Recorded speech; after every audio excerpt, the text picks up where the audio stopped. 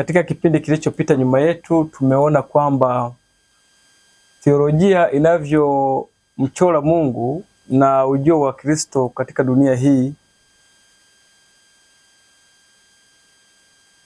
ni katika muonekano kwamba ujio wa Yesu ulikuwa ni kutuliza hasira ya Mungu, kutuliza hasira ya Mungu, ghadhabu ya Mungu ambayo ilikuwa imwangukia muovu, Kristo yeye akaibeba.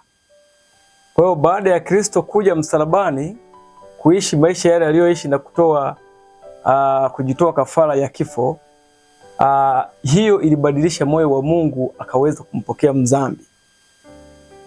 Lakini namna ambavyo tumeenda katika somo lililopita tumeona kwamba moyo wa Mungu haukuwa na badiliko la aina yoyote, kwa sababu Mungu habadiliki wala hana kigeugeu. Yeye ni yule jana na leo hata milele, kama vile inavyozungumza katika Waebrania juu ya habari ya Kristo, na kwamba tabia yake na mwana wake ni tabia moja. Kwa hiyo hatua tumepita tukawa tumemaliza, lakini swali ambalo tunaondoka nalo ni kwa nini theolojia yote ya Kikatoliki, theolojia ya Kiprotestanti, theolojia ya Kisabato, theolojia ya makanisa ya kiroho ya kirokole juu ya swala la ujio wa Yesu, yote tumeona ni uniform. Tatizo linalodhihirika katika pande zote ni juu ya ghadhabu ya Mungu au hasira ya Mungu.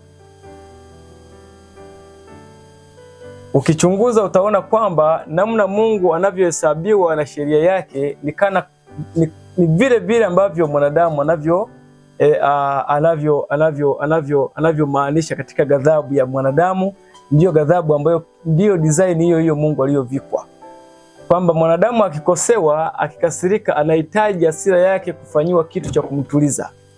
Kwa hiyo inapozungumzwa kwamba Mungu naye ana ghadhabu, hasira ya Mungu ikaja, au Mungu akakasirika, hasira yake kali, ghadhabu ya Mungu, Mungu pia anachorwa katika hasira ya mwanadamu, ya kwamba naye anakasirika kiasi cha kuhitaji kutulizwa ili kusudi aweze kumhurumia na kumsamehe mwanadamu.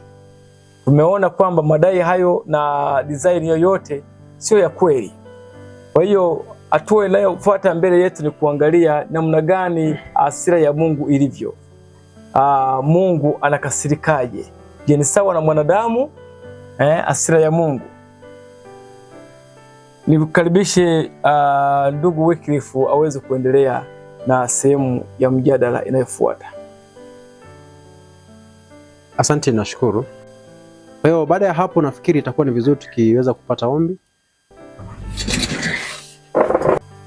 Tuombe. Baba, tunakushukuru kwa maana tumepewa nafasi ya kuweza kupata nafasi nyingine kuweza kuingia katika majifunzo.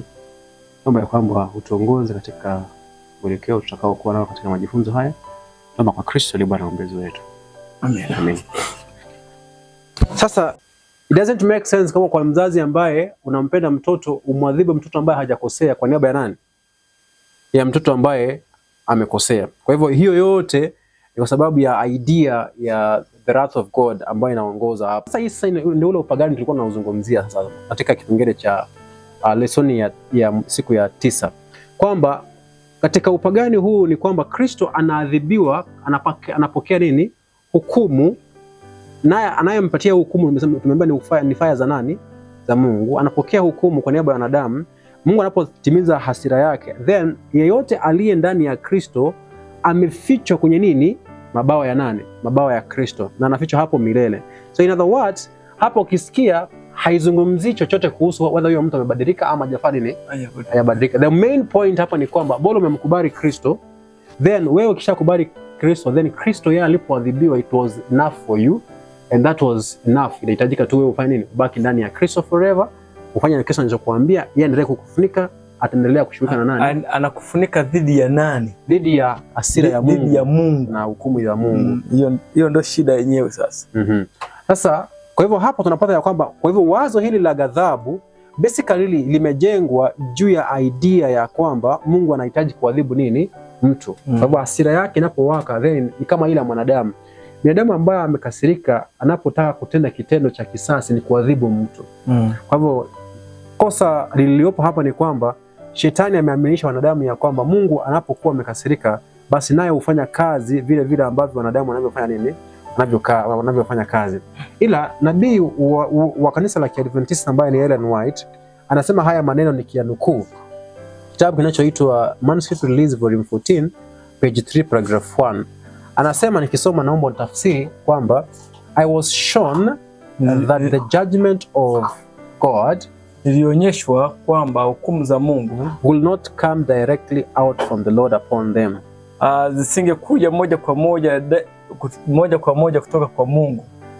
But in this way, lakini zingekuja kwa njia hii. They place themselves beyond his protection. Wanajiweka wenyewe nje ya ulinzi wa Mungu. Kwa hivyo Mungu yeye kazi yake hapa tunapata ni kwamba ndio hukumu zinatamkwa kuwa za nani? Zake. Ila tunaambiwa hazitoki kwake moja kwa moja. Ila tunapatiwa njia zinavyokuja. Tunaambiwa ya kwamba they place themselves beyond his protection. Wanajiweka mbali au nje na ulinzi wake. He warns, yeye huonya, corrects, anasahihisha, reproves, anakemea, and point out the only path of safety, na kudhihirisha, kuwawekea wazi njia pekee ya usalama. Then if those who have been the object of his special care, ndipo wale ambao wamekuwa waangalizi wakiangaliwa wakitunzwa chini ya ulinzi wake, will follow their own course independent of the Spirit of God, watafuata njia yao ya kujitenga na Roho wa Mungu. After repeated warnings, baada ya maonyo ya mara kwa mara. If they choose their own way, kama watachagua njia yao wenyewe, then he does not commission his angels to prevent Satan's decided attack upon them. Ndipo hawaamuru malaika zake kuzuia mashambulizi ya Shetani. Kwa hiyo tunapata hapa ya kwamba whatever tunaita judgment za Mungu ni wakati ambao binadamu ameachiliwa kwa kile kitu ambacho amefanya gani? Kwa yule muangamizaji. Okay. Kwa hiyo kama Kristo alichukua nafasi ya mwanadamu, then what happened to Kristo ni kwamba Kristo aliachiliwa kwa yule ambaye mikononi mwa yule mtesaji ambaye wanadamu wamemchagua, ambaye ni nani? Shetani. Yet whatever happened to Christ haikufanywa na nani? Haikufanywa na Mungu. Haikufanywa na Mungu. Sawa? Kwa hivyo kesi ya msalaba then inakuwa ni proof enough kwamba Mungu si yeye anayefanya kitu gani? Si yeye anayeadhibu mkosaji. Sawa sawa? Maana hata unajua sisi hata wale wasurubishaji wa pale msalabani. Yule mtu mmoja alizungumza akasema hakika huyu alikuwa mwana wa nani? Mwana wa Mungu. Mwana wa Mungu. Kwa nini alisema hivyo? Sio kwamba aliona Mungu akimtesa. Ni kwamba aliona udhihirisho wa ukatili wa Shetani na yule mtu akiwa muungwana zaidi asiwe na hatia yoyote ya kustahili ule ukatili wa Shetani. Mwanatheolojia mmoja kwenye kanisa la Waadventista wa Sabato aliweza kusema haya maneno kwenye protest ya dhana hii ya kipagani kuhusu kafara ya Kristo, ambayo ningelipenda tuweze kuisoma. Baada ya hapo tutaweza kuingia katika mchakato wa kuzungumzia au kutafuta kujua hii ghadhabu ya Mungu ambao wanatheolojia wameitumia kuwakilisha kafara ya Kristo vibaya imetokea wapi. The General Conference Daily Bulletin katika mahubiri haya ya mwaka wa 1897 sasa anasema maneno haya. Anasema, we said God is doing all this. Umepata? We said God is doing all this. God is killing him, punishing him to satisfy his wrath. Tulisema ya kwamba Mungu anafanya haya yote. Mungu anamuua, Mungu anamuadhibu ndiposa aridhishe nini? Hasira yake. In order to let us do what? Let us off. Mungu alikuwa anaadhibu Kristo. Sisi tunasema ili atuachilie sisi. Tuweke sisi huru. That is the pagan conception of sacrifice. Hilo ndilo wazo la nini? La kafara ya kipagani. Ufahamu wa kipagani juu ya kafara. Kwa hiyo hapa anasema we said, anasema haya maneno kwa sababu ananukuu Isaya. Anasema kwamba Isaya anasema we esteem, sisi ndio tuliosema kwamba Kristo anapigwa, anauawa na nani? Anauawa na Mungu. Ndiposa makusudi ya kufanya hayo yote ni kuridhisha kitu gani? Hasira yake. Akasema hiyo ni nini? Ufahamu wa kipagani juu ya kafara. Kwa hivyo ni wanadamu wangapi ambao wamekuwa kipagani before? Nyingi sana. Wote. Kila binadamu amekuwa na wazo hilo tangu nani? Tangu Adam. Na Kain naye pia hivyo akachukua hilo wazo hilo. Kwa hivyo unapata ya kwamba hata sasa tunapokuwa tunadai ya kwamba tumetolewa katika upagani wa Kiafrika na wazungu, bado upagani huo umeletwa katika wazo la kizungu kupitia mfumo wa sheria nini? Wanadamu. Naamini ya kwamba mtu anahitaji kulipa fidia. Aliyelipa fidia nani? Ni Yesu Kristo. Sawa sawa? Alafu anaenda mbele anazungumzia what is the Christian idea of what? Sacrifice. Sawa? Now, naomba tuende mbele tukimaliza. Anasema the pagan idea of sacrifice is just the opposite. It is the same God who is always offended. Sasa ndio hiyo hapa.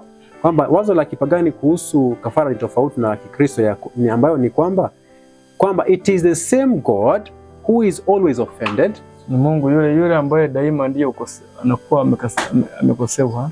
Always angry, daima akiwa amekasirika. And his wrath must be propitiated in some way. Na ghadhabu yake lazima itulizwe kwa namna moja au nyingine. So we find ya kwamba reason why wapagani walikuwa na wazo ya kwamba Mungu wao anahitaji aweze kuwa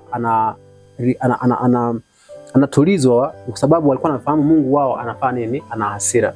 Kwa hivyo Mkristo naye alipokuja baadaye akakuwa na idea of a God ambaye wakadai ni tofauti na wakipagani. Wao hao pia hivyo wako na akili ya kwamba Mungu wao anakasirika na anahitaji nini? Ana hasira, anahitaji kutulizwa hasira. So the foundation ya kafara za kipagani zote imejengwa juu ya ghadhabu za miungu wanaofanya nini? Wanaokasirika. Whether ni hata hapa Kenya, whether wanaendelea saizi ama waendelee, kafara nyingi za watu wanaozitoa kwa sababu miungu wao wamekasirika. Sasa kama iko hivyo, then naomba tuangalie katika maandiko tujiulize ya kwamba idea hii ya kafara inatoka wapi? Kitabu cha Warumi 5:9. Basi zaidi sana tukiisha kuhesabiwa haki katika damu yake, tutaokolewa na ghadhabu kwa yeye. Na ghadhabu ama kutoka kwa ghadhabu? Tutaokolewa na ghadhabu kwa yeye. Ni hivyo kuokolewa kutoka kwenye ghadhabu. Yes.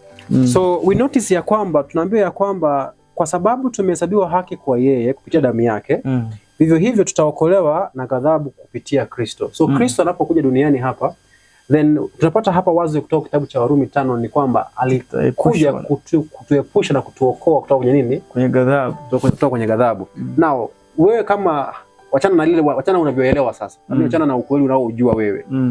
Ikiwa unaelewa ghadhabu ya Mungu kasirika, the moment umesikia kwamba tunaokolewa kutoka kwenye ghadhabu, what comes to your mind? Ghadhabu hii ni ghadhabu gani tunayokolewa kutoka kwake? Kwa sababu Mungu ndio tulikosana naye. Na mimi najua wewe tukikosana namna unavyokuaga.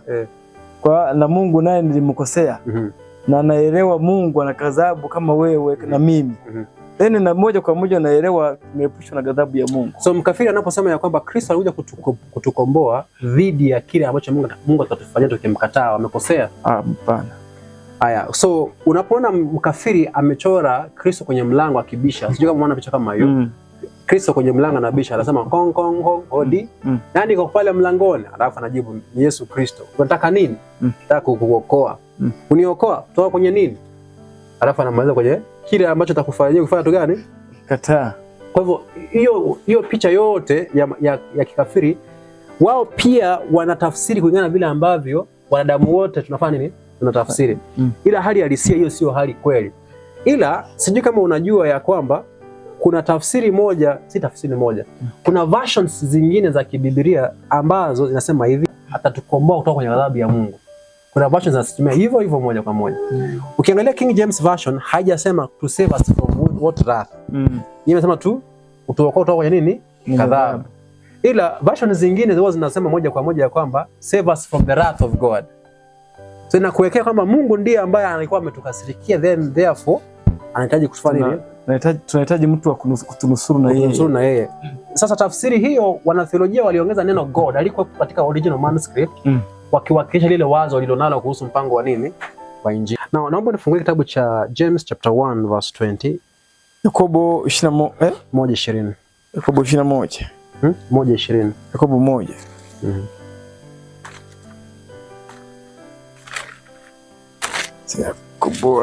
Yakobo 1:20.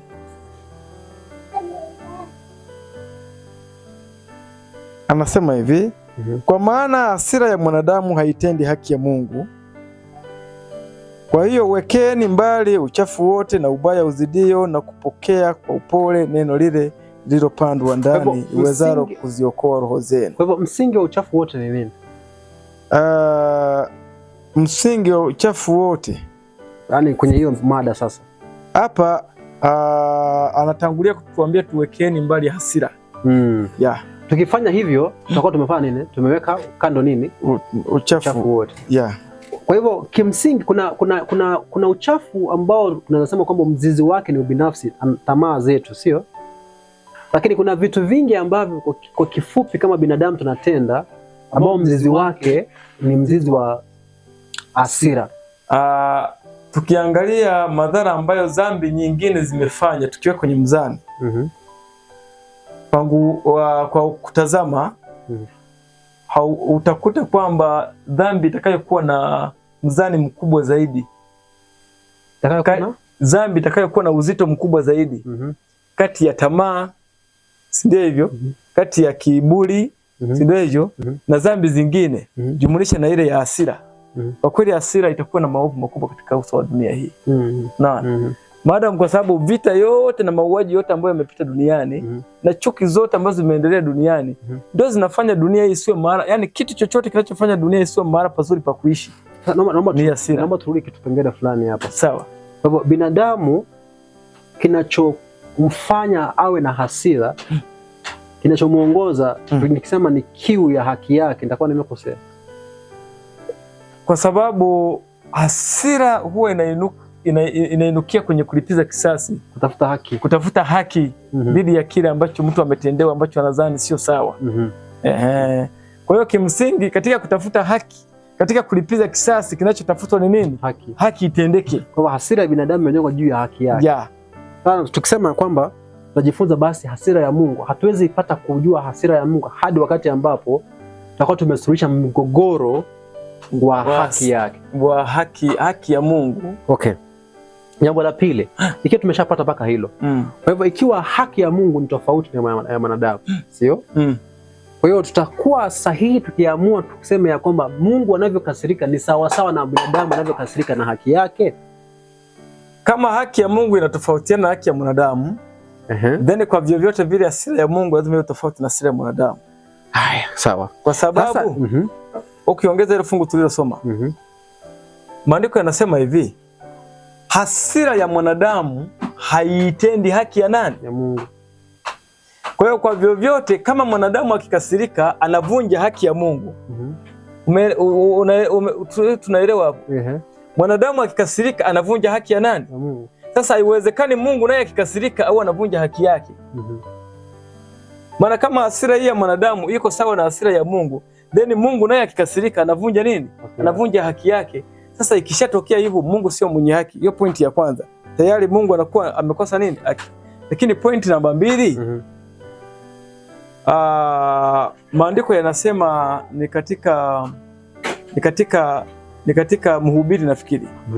Kwamba usifanye mwepesi kukasirika. Si ndio hivyo? Maana hasira ukaa kifuani mwa nani? Mwa mpumbavu. Si ndio hivyo? Sasa mpumbavu ni yule ambaye hana Mungu. Nafikiri na Mhubiri, hebu tuisome hapo. Hii ndio kesi ambayo imefanya watu wengi kuwa wapagani. Moja imetufanya kuwa wapagani kwa miaka mingi. Kumuzania Mungu anakasirika kama sisi, ndio kumetufanya tuzanie Mungu ndiye anatuua, na ndio Mungu anatuwinda kwa sababu tumekataa kutii yale ambayo anatuambia.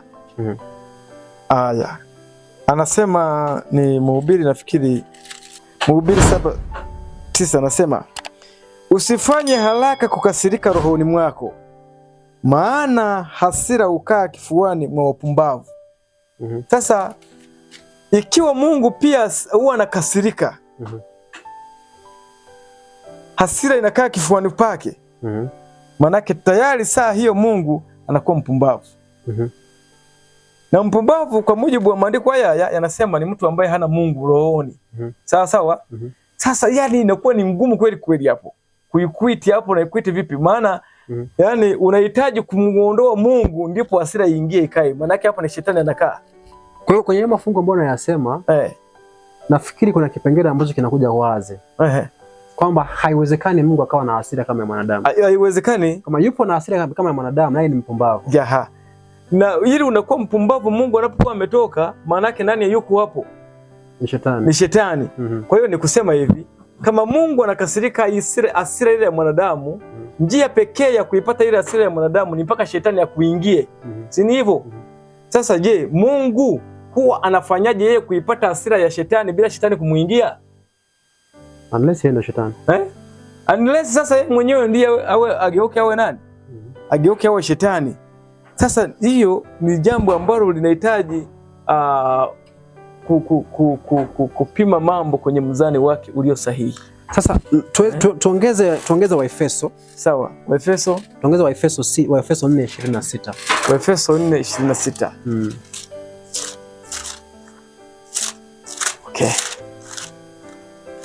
Sasa tunapofunga hapo, sasa tusemeje? Je, Mungu hana hasira? Je, tuhitimishe kwamba Mungu hana hasira? Mungu akasiriki? Haitatukatalia, anakasirika. Je, hasira hiyo inatoka kwa shetani? Hiyo nayo inatukatalia. Sasa inatoka wapi? Waefeso 4:6. 26. Okay. Muwe na hasira ila msitende dhambi. Jua lisichwe na uchungu wenu bado haujawatoka. Sasa hiyo itawezekanaje?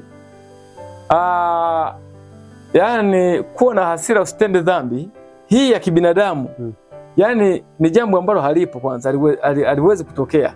Kwa sababu kitendo tu cha kuwa na hasira, sawa? Yani hujasubiri, haihitaji kusubiri ufike jioni. Ile kuwa tu na hasira tayari umefanya dhambi. Umeelewa hapo? Umeelewa hapo? Wewe jioni. Kwa hiyo swala la jioni alipo haliwezi kutokea, haliwezi kabisa. Kama tunaambiwa, kwa maana nasema kwa Kiingereza hapa kwamba muwe na hasira ila msitende nini? Msitende dhambi. Na msingoje jua ifike kabla mjaachilia hasira. Sawa. Sasa kama tunafaa tukasirike na nisitende dhambi, na kule James naye anatuambia hasira ya mwanadamu haiwezi kutenda haki. Sasa hiyo yenyewe haiwezekani. Manake inavunja sheria za Mungu. Kwa sababu haki unaipata kwa kutii sheria za Mungu. Kwa hivyo sasa hapa kwa njia nyingine, sijui kama tutakuwa tumekosea. Mtu anaweza sema hivi, na watu wawili hapo taniambia nani ambaye yuko sahihi. Mmoja anasema ya kwamba Paulo aliyepatia watu ruhusa ya kukasirika. Sawa? Ndio. Ila wasitende nini? Ila wasitende dhambi. Na mwingine akasema ya kwamba no, Paulo alipokuwa anasema hayo alikuwa anamaanisha watu wasikasirike. Nani ambaye yuko sahihi? Hapo ni sawa, kuna mambo mawili. Jambo la kwanza, fungu lile la Mhubiri linasema hivi, msifanye haraka. Ya, umeelewa? Mwingine pia anaweza kusema hivi, Mhubiri hajakataza kukasirika, ila amekataza kukasirika haraka. Ila baadaye kama ukikasirika yani ukivuta interval ndefu, mbona umeuziwa leo ukaja kukasirika mwezi unaokuja, hiyo Mhubiri hajakazuia. Umeelewa hivyo? Aha. Lakini sasa anaongeza, anasema hivi, hasira hukaa kifuani mwa mpumbavu. Swali linakuja hapo hapo, utakapokuja kukasirika huko baadaye, hiyo hasira itakuwa imekaa sehemu gani?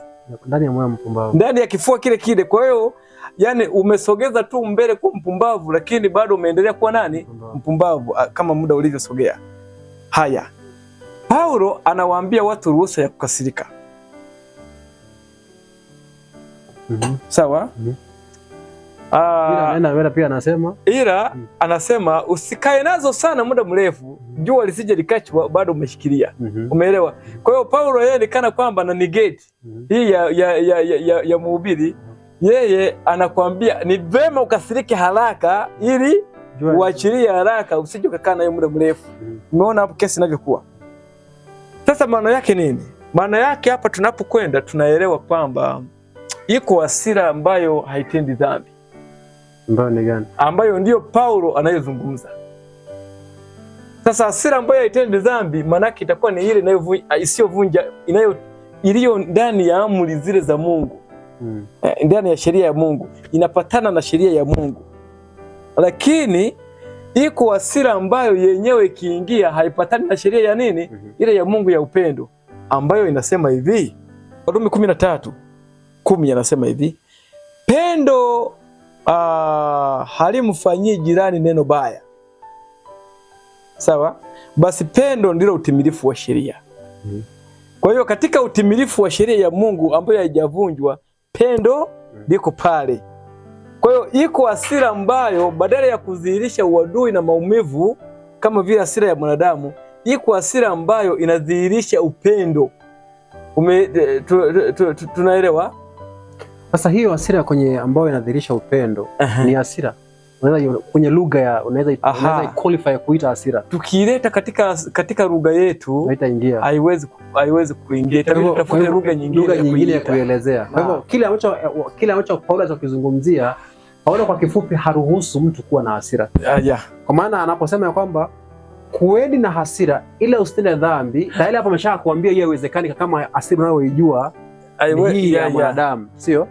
Kwa kama unazungumzia hasira ya mwanadamu, then Paulo anachokisema ni kwamba usiwe na nini? Usiwe na hasira. So kwa hivyo katika lugha tunayoifahamu hatuwezi pata kwa urahisi kupata wazo la hasira ambayo haitendi dhambi. Hiyo haiwezekani. Haipo. Ila Mungu yeye anatumia lugha hiyo kwetu kutuambia kuweni na hasira hiyo mtende dhambi. Lakini sisi sasa tukitafsiri maandiko na kuwa uaminifu, hiyo ni sawa sana kukuambia usifanye nini? Kwa sababu kabla ya hasira ya kibinadamu kuna kitu kinatangulia, ndiyo hasira inakuja. Moja, kujihesabia haki. Lazima kwanza kutangulie kabla ile hasira ijaja. Kwamba kwa nini mimi nifanyiwe hivi? Unaona?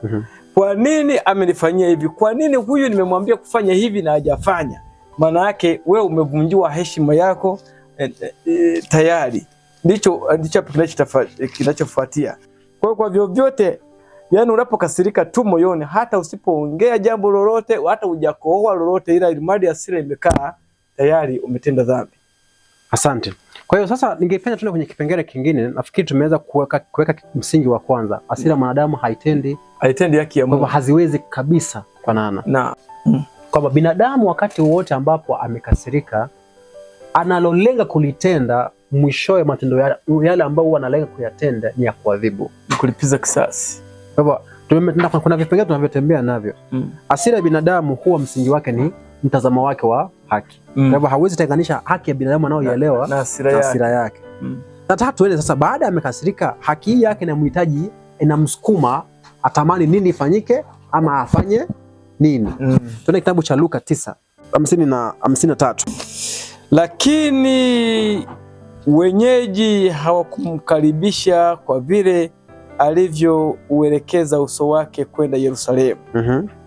Wanafunzi wake Yakobo na Yohana walipoona hayo, walisema, Bwana, wataka tuagize moto ushuke kutoka mbinguni uangamize kama Elia naye alivyofanya? Walikuwa wanauliza Kristo anataka nini, ama alikuwa wanaomba Kristo awape ruhusa wafanye hivyo?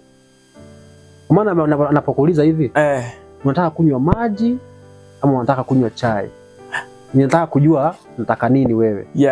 Ile ninapokuambia naomba nipatie ruhusa nitumie laptop yako, ninawakilisha kile ninachotaka. Kama hawa watu walipokuja kwa Kristo, walitaka kupata mapenzi ya Kristo ama walikuwa wanawakilisha kwa Kristo mapenzi yao wape ruhusa?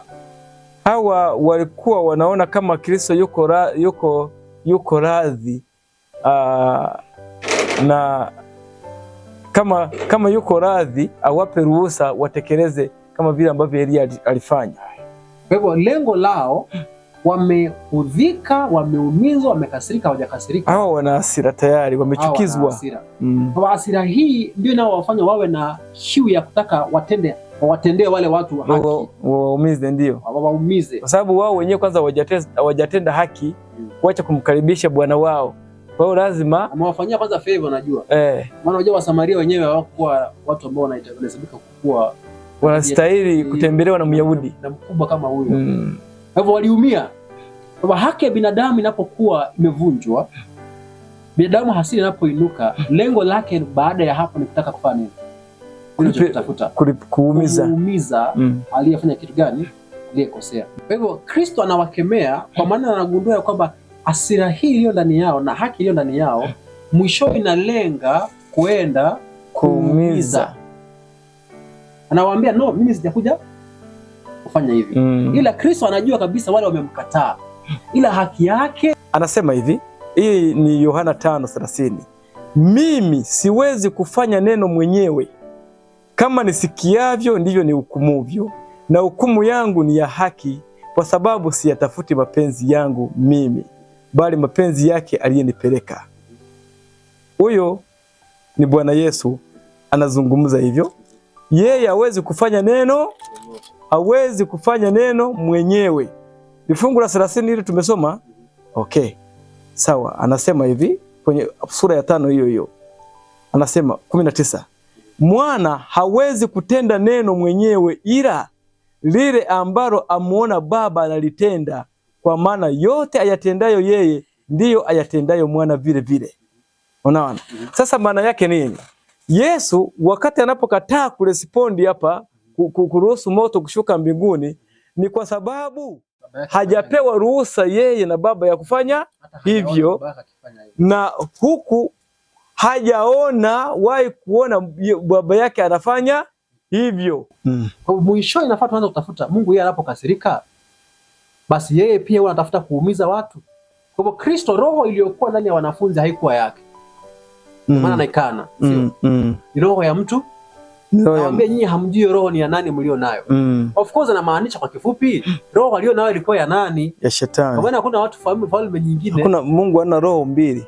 Kuna nukuu moja ya Ellen White ya kitabu cha Desire of Ages. Ni nzuri sana. Sio kama unaipata utaisoma. Ni ukurasa ule wa 487 paragraph ya 3. Unapoenda pale sababu ya muda, naomba nisome, unatafuta hiyo na mimi nitaendelea kusoma nyingine hapa. Kitabu cha Warumi 12.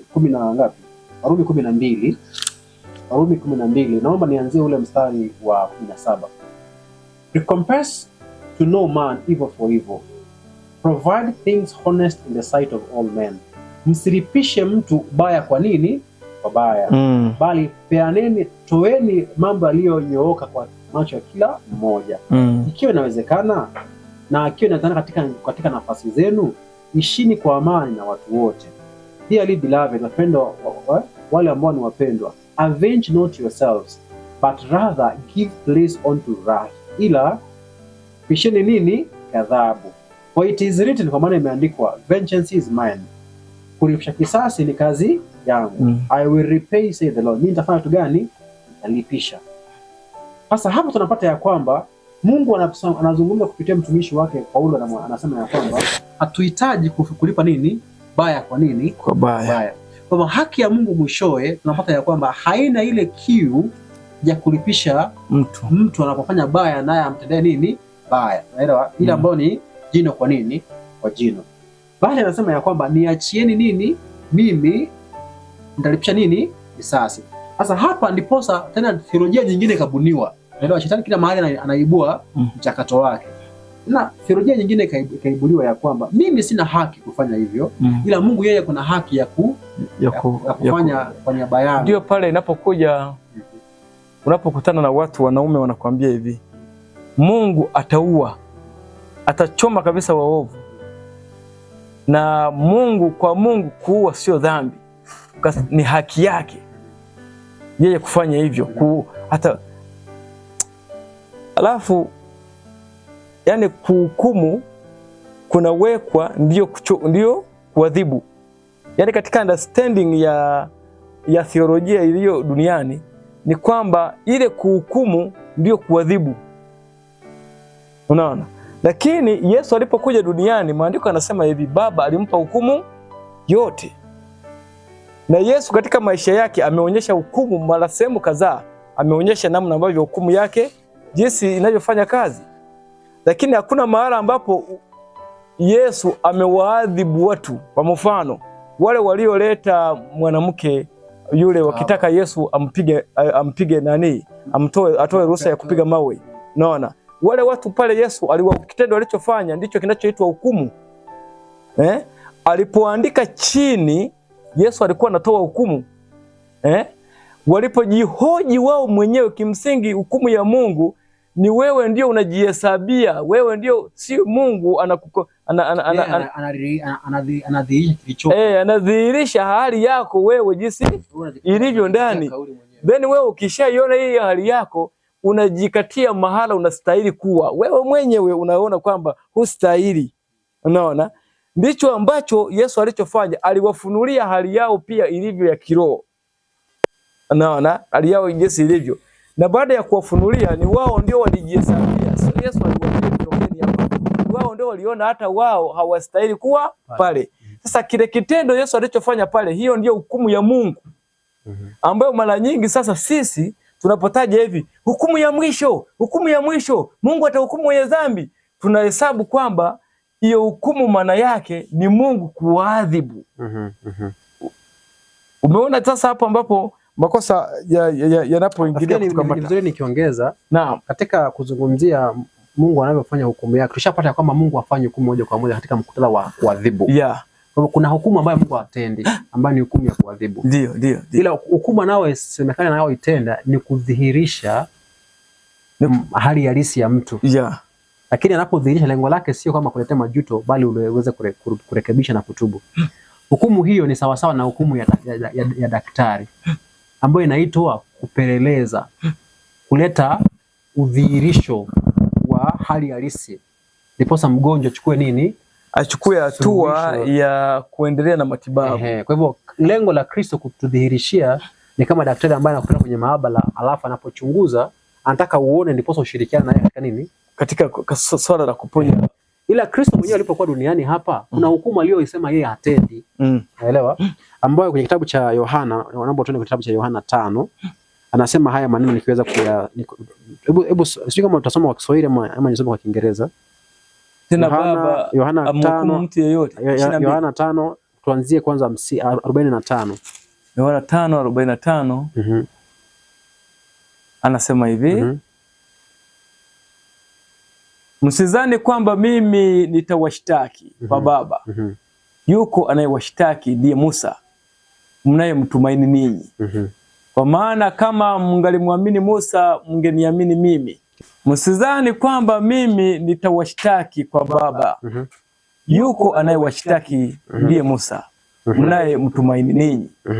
Kwa maana kama mngalimwamini Musa, mngeniamini mimi, kwa sababu yeye aliandika habari zangu. Kwa hiyo tunapata ya kwamba mtu anapokataa maneno ya Kristo, Kristo anasema kwamba yeye hana shida ya kumhukumu mtu, kwa maana ashajua nini, ashajua kweli. Kwa hiyo Kristo mwenyewe anasema kwamba hafanyi kazi ya kuhukumu mtu. Sasa hii si kinyume na kile ambacho kimesemekana mwanzo ya kwamba Kristo anafanya kazi ya kuhukumu. Unajua watu wanasema kwamba watu wanasema nini?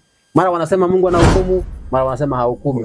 Point ya msingi ni kwamba neno kuhukumu mtu inaweza maanisha vitu tofauti. Kuna ile kuhukumu mtu kumaanisha kwamba unamtangazia adhabu atakayoipata. Sawa. Ambayo wewe au mamlaka ndio itakayofanya nini? Itakayomletea. Na kuna kuhukumu mtu ambaye inamaanisha ya kwamba kuletea mtu yale anayo stahili kuyapokea. Na kuna hukumu nyingine ambayo inamaanisha kudhihirishia mtu kile ambacho hali yake aliyonayo. Sasa shughuli ya Mungu Mungu yuko anasimama upande mwenye kuonya. Unaona? Naomba sasa tusome hiyo. Naam. Desire of Ages hiyo. Ni ukurasa wa Kiswahili 370 kwenye kitabu hiki cha Tumaini. Anasema walikuja kwa Kristo na kumjulisha maneno yaliyokuwa yamesemwa na watu wale, wakimwambia kwamba walikuwa wamekataa hata kumpa mahali pa kulala kwa usiku mmoja tu. Walifikiri kwamba alikuwa amefanyiwa jambo baya sana, na huku wakiuona mlima wa Karmeli kwa mbali, mahali ambapo Elia aliwaulia manabii wa uongo walisema, wataka tuagize moto ushuke kutoka mbinguni uangamize kama Elia naye alivyofanya? Walishangazwa kuona kwamba Yesu aliumizwa na maneno yao, na kushangazwa zaidi walipoona maneno haya ya kukanya yakishuka masikioni mwao. Hamjui ni roho ya namna gani mlionayo, kwa maana Mwana wa Adamu hakuja kuziangamiza roho za watu bali kuziokoa. Naye akaenda katika kijiji kingine. Kulazimisha watu kumpokea Kristo si sehemu ya kazi yake. Kutafuta kulazimisha dhamiri ni kazi ya Shetani, na watu wanaosukumwa naye wakijifanya kuwa na juhudi katika kuonyesha haki, wanadamu ambao wanashirikiana na malaika waovu huleta maumivu kwa wanadamu wenzao, eti ili kuwaongoa na kuwaingiza katika mawazo ya imani yao ya kidini. Asante. Kwa hiyo nafikiri hii imetosha kwamba ni wale wanaoongozwa na roho ya Shetani, wanaotaka kuwaumiza, wanaokataa kukubaliana na mawazo, kuingia kwenye mawazo yao. Na kipengele cha mwisho kwenye nukuu hiyo, basi turudi katika kipengele cha kumalizia. Kuna mtu aliwahi niambia hivi, Kristo halazimishi mtu, bali wakati ambapo umeshaamua basi yeye atakuadhibu. Umeelewa? Kwamba hakukulazimisha ufanye uchaguzi, bali wewe ulifanya uchaguzi. Kwa hivyo hapa kipengele cha kulazimisha hakipo. Ila naomba tutumie mfano huu kuweza kujibu hoja hiyo. Umeelewa kile ambacho nimesema? Wanasema hivi, wewe uliamua tayari. Kwa hivyo ulipewa uhuru wa kufanya nini? Wa kuamua. Kwa hivyo ulipoamua, baada ya kuamua haujalazimishwa, ulishaamua. Kwa hivyo anakuja kukuadhibu. Umeelewa? Sasa tumezungumzia hicho kipengele katika mfumo wa haki ya Mungu anavyofanya na yeye anahusikaje mambo ya adhabu. Tushazungumza. Ile sasa tuwasiu tujajibu hiyo hoja. Tutumie nukuu hii. Hawa watu je, walikuwa wameambiwa ya kwamba mpokee Kristo ama tutumie moto? Hamna. Tayari walikuwa wameshafanya nini? Wameshafanya maamuzi. So kipengele cha kulazimisha kingekuja aje?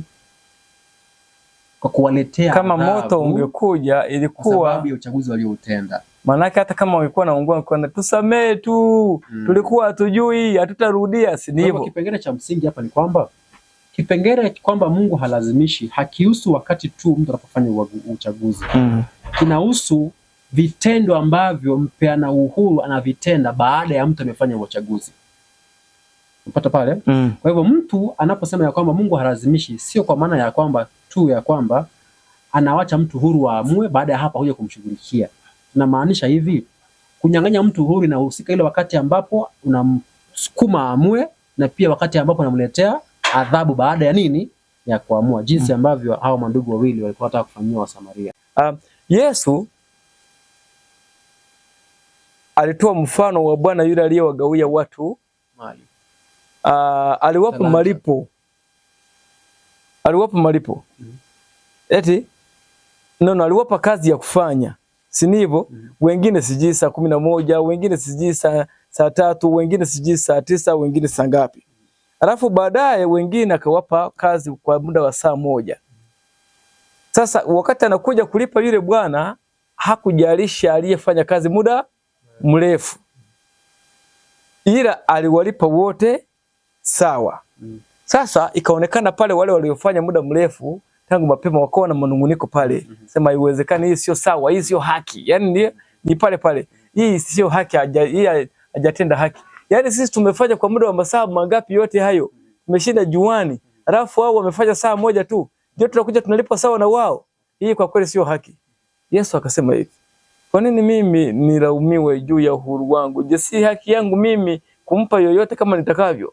Umeona? Kwa Yesu alitoa yule mtu kwamba alikuwa na uhuru sawa wa kufanya anavyotaka na kumhukumu kwa kufanya anavyotaka, na kumnyang'anya uhuru na kumzuia asifanye vile anavyotaka, ni hata sio kumzuia, kumhukumu baada ya kuwa uhuru wake kana kwamba unamnyang'anya uhuru. Sasa nataka tufanye hivi, tusome nukuu moja ya mwisho. Baada ya hapo sasa turudi kwenye maandiko, tutafute je, Mungu yeye anadhihirisha asili yake inapotendeka inafanyika aje? Sio mapambano kuu. 36 paragraph ya kwanza. Anasema hatuwezi kujua kiasi tunachowiwa na Kristo kwa ajili ya amani na ulinzi tunaofurahia. Ni uwezo wa Mungu uzuiao. Ni uwezo wa Mungu uzuiao ndio unaomzuia mwanadamu kuwa chini ya mamlaka kamili ya Shetani. Kutotii na kukosa shukrani vina sababu kubwa kwa ajili ya shukrani kwa rehema na uvumilivu wa Mungu katika kuzuia ukatili na mamlaka yenye nia mbaya ya mwovu. Lakini wakati watu wanapovuka mpaka wa uvumilivu wa Mungu, kile kinachofanyika hapa ni kwanza watu wanavuka mpaka wa uvumilivu wa Mungu. Hiyo haimaanishi Mungu anakosa kuvumilia. Tutapata maana yake baadaye. Kizuizi hicho kinaondolewa. Kinaondolewa aje? Mungu hawezi kusimama mbele ya mkosaji kama mtekelezaji wa hukumu dhidi ya uasi. Hiyo ni pointi ya kwanza. Naam. Mungu hawezi kusimama mbele ya mkosaji kama mtekelezaji wa hukumu dhidi ya uasi. Kwa hiyo Mungu atekelezi hukumu inayohusiana na uasi. Kama hiyo haitoi ana mshahara huo. Huo mshahara ni wa mtu mwingine. Na sisi nilipo mshahara kwako Tanzania na mimi kazi zikupeana. Si ndio? Kwa hiyo hapo tunapata kwamba Mungu katika hasira yake hajawahi tekeleza hukumu. Kwa sababu uasi sio ajira ambayo Mungu anatoa kwa mwanadamu. Naam. Sio kipengele cha kwanza. So kama iko hivyo, nafikiria sio kama kuna kitu kizuri kimebaki hapo unapoangalia. Kinaweza kuwapo dhidi ya uasi. Anasema bali huwaacha wakataaji wa rehema zake wao wenyewe wavune kile ambacho walikuwa wamekipanda. Kwa hiyo mavuno ya uasi Mungu hana. Naam. Anasema hivi,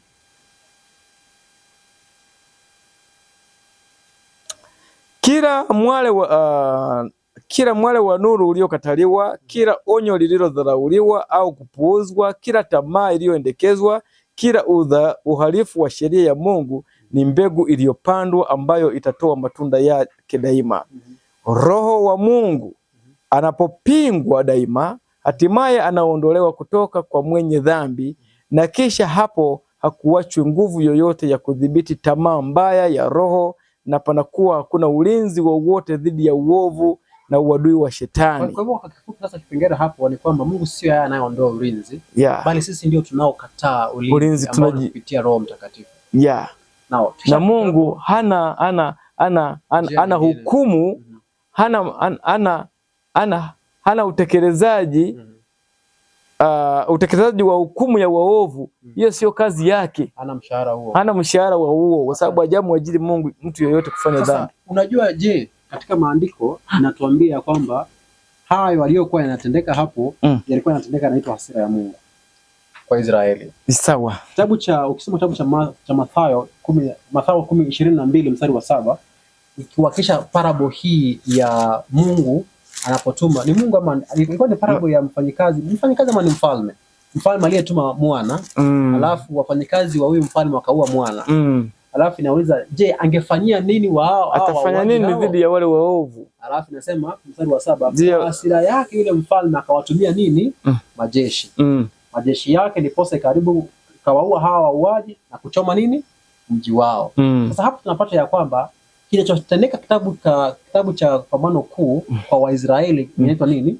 Hasira ya Mungu. Ambayo ni kwamba yeye aliwatumia wanajeshi wao. Ila tumepata ya kwamba kilichofanyika hapo ni kwamba walikataa rehema, basi walipokataa Roho wa Mungu wakajiweka mbali ya nje ya ulinzi wa Mungu. Kwa hiyo Roho wa Mungu anapotuzungumzia hapa kupitia maandiko haya anamaanisha hivi kwamba hasira ya Mungu ni wakati ambapo binadamu ameachwa kwa kile ambacho amekuwa akichagua, na Mungu anaheshimu uchaguzi ambao ameufanywa kukataa Roho wake Mtakatifu. Naomba nirudie hapo. Hasira ya Mungu katika maandiko ni wakati ambapo Mungu anaheshimu uchaguzi wa mwanadamu wa kukataa ulinzi na kukubali uchaguzi wa mwanadamu wa kukataa nini? Roho wake. Sasa wakati huo ndiposa ambapo inasema ya kwamba Mungu amedhihirisha kitu gani? Hasira yake. Sawa? Naomba sasa tuweze kupanua pattern hiyo kupitia mafungu kama matatu hivi. Tuende kitabu cha kwanza kabisa, kitabu cha Kumbukumbu la Torati. Naomba ufungue hapa kwa sababu ya muda. Kumbukumbu la Torati 31.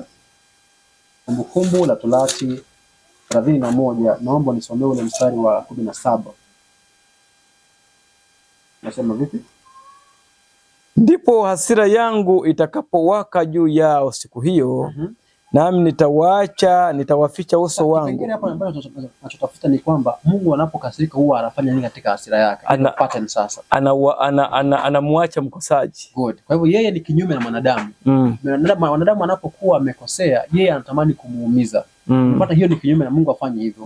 Yeye hapendi kulazimisha mtu kwa uchaguzi anaoufanya ama kwa uchaguzi alioufanya. Ila yeye huwa anaacha mtu kwenye nini? Uchaguzi wake. Matokeo ni kwamba unaacha kwa Mungu uliyemchagua au Mungu uliochagua ambaye ndiye atakaye kushughulikia anavyojua kulingana na mshahara, kulingana na wajibu aliokupatia utende. Haya, twende mbele.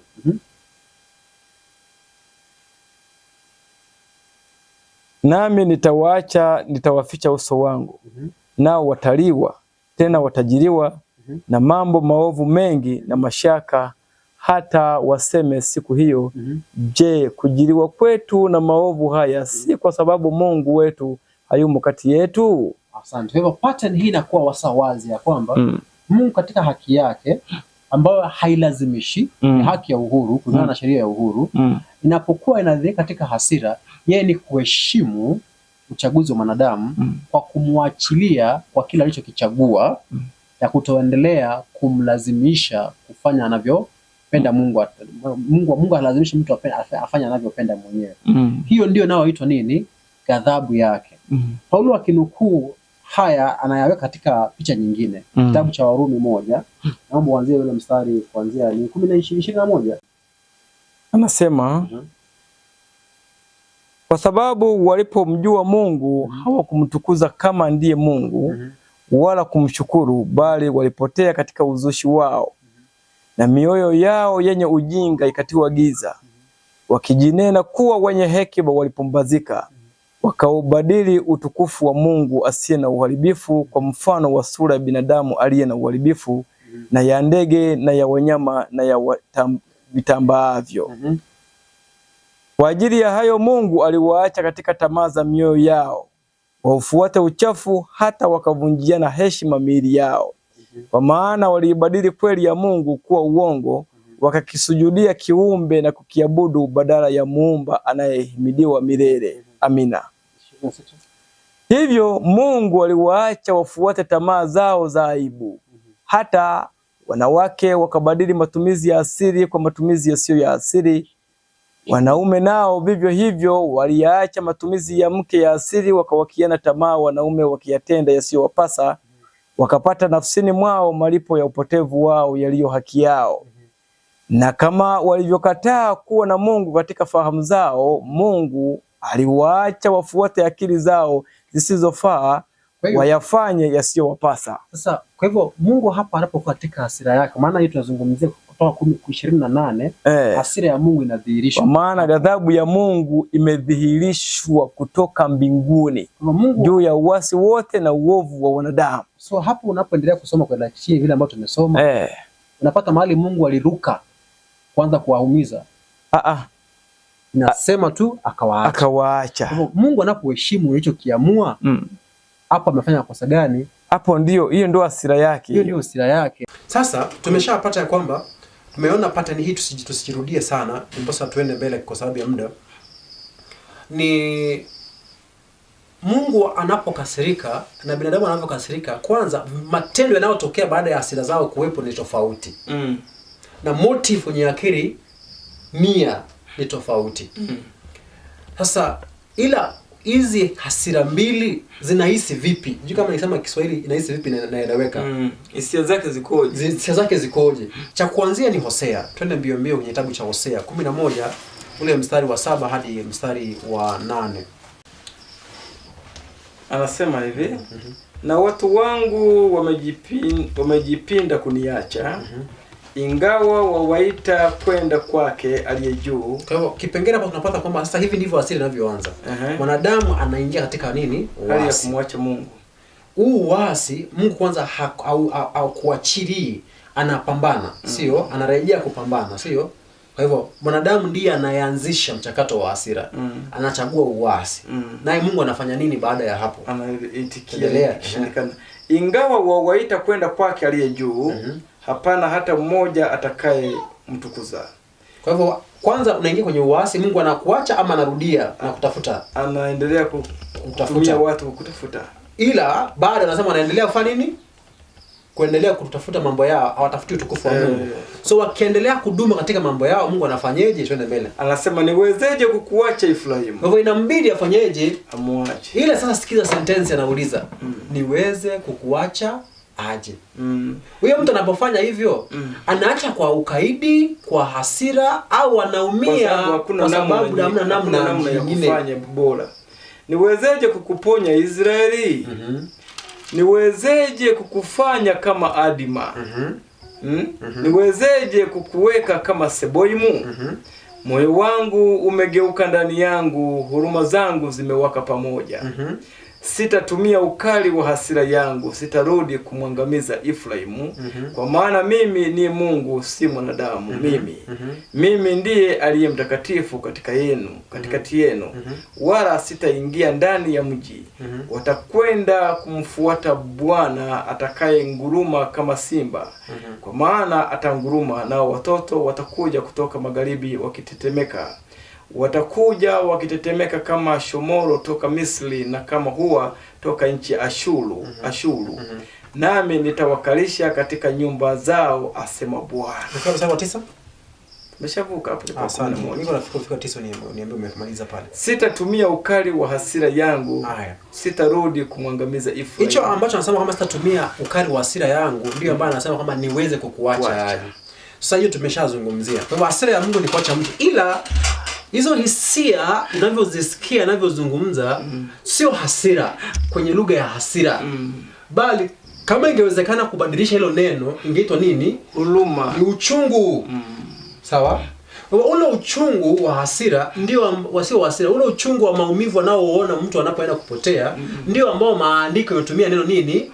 Hasira. Ila sasa kwa nini iwe hivyo? Kabla niende hapo, naomba niwakumbushe kipengele cha maana hapa sasa. Kristo alipokuja duniani hapa, je, alidhihirisha hisia hizo na matendo hayo? Ndio. Tunayaona wapi? Kitabu cha mwanzo kabisa ni cha Mathayo. Mathayo 23 hadi 37-38. Analia. Anasema Yerusalem, Yerusalem. Kauli ile ni maumivu, sio? Anasema niweze nimetafuta kufanya nini? Kukusanya. Nimejaribu kukusanya. Mara ngapi nimejaribu kukusanya kama mtoto? Hiyo ndio hasira ya Mungu sasa. Alafu anasema baadaye akimaliza, tazama nyumba yenu imeacha nini? Imeacha hali ya ukiwa. Hayo matamshi yanapotoka kwenye mdomo wake anadhihirisha hasira kwenye lugha ya Biblia. Ila hiyo hasira ya Mungu. Hicho kitendo anachokitenda ndio hasira. Hizo hisia ndio hasira, ila kwetu kwenye lugha yetu tunavyoelewa haiwezi qualify kuwa hali kama hiyo. Hatumuiti mwenye hasira, tunamuita mwenye huzuni. Kwa hivyo huzuni ya Mungu kwa maandiko ndio nini? Ndio hasira ya Mungu. Ndio hasira ya Mungu. Ila mbona imeandikwa hasira sasa? Hiyo ni kipengele cha lesoni ya 11, kama ni 11 ama lesoni ya 10. Sawa. Kio. Ukiangalia Luka 19 41 Luka utaunganisha na hiyo ambayo nataka kusoma. Kristo anapokaribia mji Yerusalemu analia. Alipouona mji wa Yerusalemu aliulilia. Kwa hivyo huo kulilia huo mji si tofauti na ile ya Mathayo, ni moja. Aliulilia akisema Yerusalemu, Yerusalemu. Ni mara ngapi? Alisema right, kama ungelijua yale yapasayo amani, lakini yamefichika mbele ya macho yako siyaone. Tazama, watakuzingira wewe na nyumba yako na watoto wako, wasikuachie hata jiwe moja juu ya jiwe. Si hivyo? Wanalilia nini? Msiba wa Yesu kimsingi anaona majeshi ya Kirumi yakiwa yamezunguka. Kwa kwanza hajililii kwa sababu amekataliwa. Self pity. Vile msichana ambaye ameacha anza kulia, mbona umeniacha hivi? Sio hiyo. Kwa sababu kama ni hivyo ni ubinafsi tena. Yaani ni tamaa ya kiburi chake, sifa amenyimwa zile ambazo alikuwa anategemea. Ukiona hivyo kwenye mfano huu ambao Yesu ametumia, mimi waga naupenda sana. Na mara nyingi nimeangalia kuku mama anapoteseka, vifaranga wanapochukuliwa. Na Yesu ametumia mfano ule perfect kabisa kutuunganisha akili zetu na akili yake na akili ya mama kuku. Warau mama kuku atusaidie kuelewa uchungu ambao Kristo alikuwa anaupata. Naomba mtu anayeenda kusikiza kipengele hiki aenda tafute neno hasira kwenye Kiebrania. Atapata kwamba neno hilo lina nambari H599 ambayo huwa kwa Kiebrania ni neno ambalo linawakilisha kupumua kwa kasi. Kwa kwenye Kiebrania neno hasira inamaanisha kuhema kwa nini? Kwa haraka. Sawa. Sasa mtu anapohema kwenye haraka sio lazima ikakuwa ni nini? Ni hasira. Ndio. Mama ambaye anapoteza mtoto, anayeona mtoto akipotea kule, moyo wake unapodunda atakuwa na kuhema ambao kumefanya nini? Kumepanda, ndiposa aweze kuridhisha oxygen kwa mwili. Kwa hivyo kile kitendo cha kuhema kwenye haraka ndio kwenye Kiebrania wanaita hasira. Ile hali kwamba rapid breathing. Unaelewa sasa? Kwa hiyo sasa hicho kitendo inategemea na tukio halisi kwenye maisha ya mwanadamu. Kama ulikuwa umemkosea, ukiona anafanya huyu mtu akosea kwa na hasira. Ila kama wewe mtu anaona maumivu yanatendeka kwa mtu anayompenda, utasema alikuwa anafanya nini? Anampenda, anafanya nini? Anaumia.